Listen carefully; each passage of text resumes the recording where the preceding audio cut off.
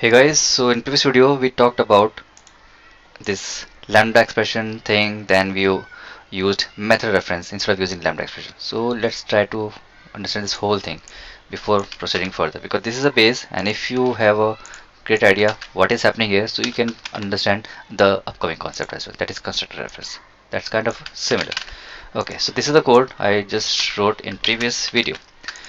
Okay, so interface says I have a abstract method play, right? And there must be a class which implements playable and overrides the play method. That's how typically Java language works.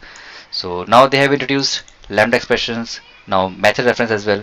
So either you can go for lambda expression, because if you won't go for this approach, so you have to write a class, a separate class, and implement the interface and override the method. That takes one extra file.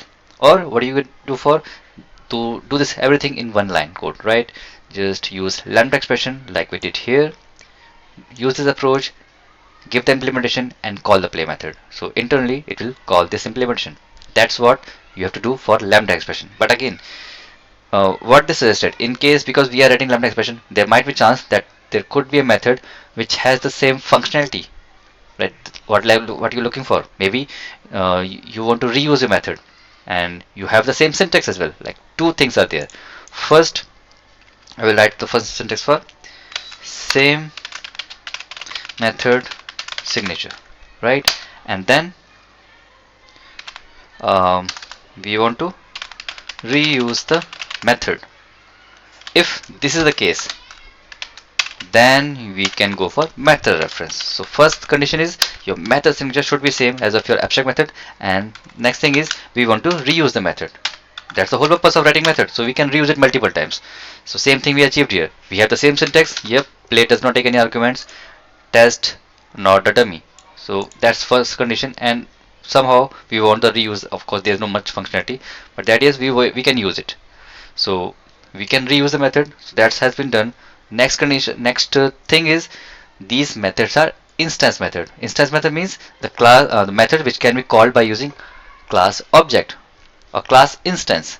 So you first of all, what you have to do, you have to create object of the class. So that's what we have done, and typically we call reference dot method name. If I have to call any method after this, and let's suppose I don't have method reference concept, so it should be like tester dot test and parenthesis, right? Same way, tester dot dummy, and here we go, right? So what we are trying to do, we are calling some methods, and this is how a typical Java code works. But if you have a concept of method reference, so no more this parenthesis, just go for the method names, just method names, and forget about how many argument it takes. Just the method name without any argument or parameters, just the method name, no need to write even the parenthesis, and this will work. This is required in method reference, and that's it. And later, once you are done with the calling, assign that reference to the interface and call the required method, because function interface makes sure that you have one abstract method, so there will be no confusion that which method you want to call. It's always that abstract method. So I hope you can even connect why we have one abstract method in function interfaces, because once we have lambda expression or method reference, at some point you have to call the method, so you can determine that which method is being called and where, from where the implementation is coming.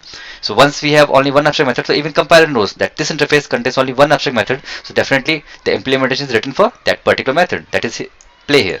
And then later call the method, either it's for test or dummy, it will call the same method. But when it comes to implementation, a test is giving different implementation, it's because of it has int return type, and next dummy returns boolean. So they are returning some different types, but again because of same argument, or you can say method signature, we can call this method. Again, it's just one way of using method references. So I hope this concept is clear. If it is not clear, so ping me in the comment section. I'll definitely clear this out again in different ways. So thanks for watching this video, guys. In next video we will talk about constructor references.